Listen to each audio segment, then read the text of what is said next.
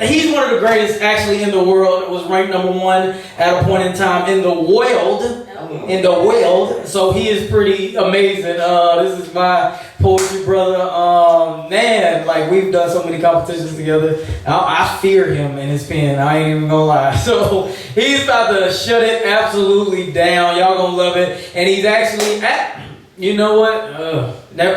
I want y'all to welcome to the stage Mr. Simba-Medel.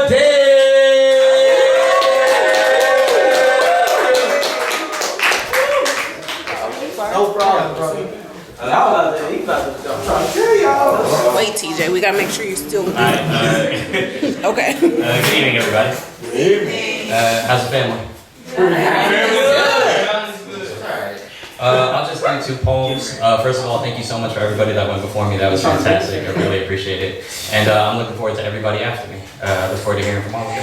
Yes, sir. Have y'all seen The Voice? Yep. Yeah, I'm familiar. For those of you who aren't familiar, there's like 4 judges, and their chairs are their backs are to the participants, and it's like a singing competition. But the judges, they don't see the participant; they just hear the voice. Right. Oh, I'm sorry. You want us to turn around? Oh no!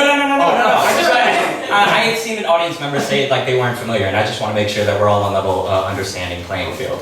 And I just always thought that concept was so interesting. You know, it's like I love the concept of the show. Right. Because when you take away one of the senses, all the others enhance. Okay. This is a fact. And you can feel it. True. Pain. Sincerity. Serenity. The clarity of intent behind every breath spoken, the voice. A sound. A melody and harmony that's interwoven with oxygen. A mysticism released in the photogenics of reality, the voice. A sound. The bridge between soul and seeker. Intent measured in beakers. Let's put those bars on the Bunsen burner. Take your preach to the Nat and Turner. How much do we need? How much do we mean what we say versus say what we mean?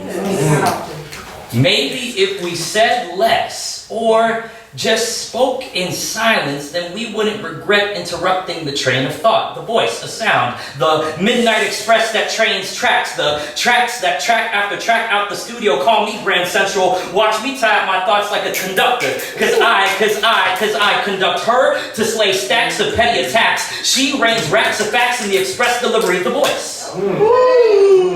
A charismatic pause.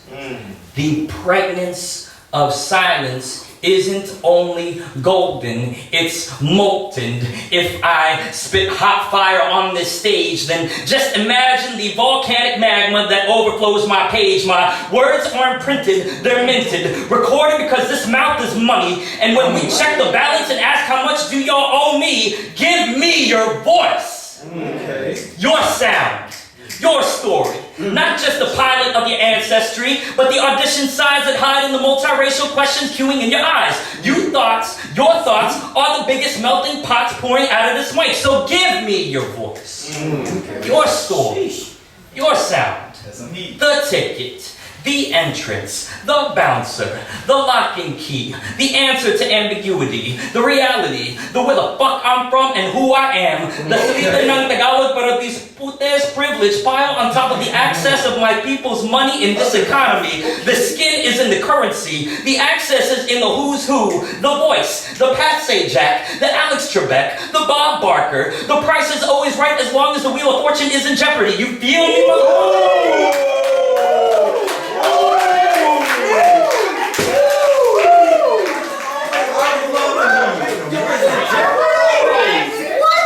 My voice is Spider-Man, but my sound, I said my voice is Spider-Man, but my sound is Peter Parker. Even though I'd rather walk miles to speak, there's only one issue where you would want to be. Multiverse. See, I love to binge watch The Voice on YouTube. Specifically, the 4 chair turns in the first 10 seconds. Spoiler alert, sorry. See, because when it happens, It means that the voice is unanimously and indisputably a sound worth listening to. Right. And my wish is that someone would just listen to me just as intently and purposefully as much as they'd like to judge to.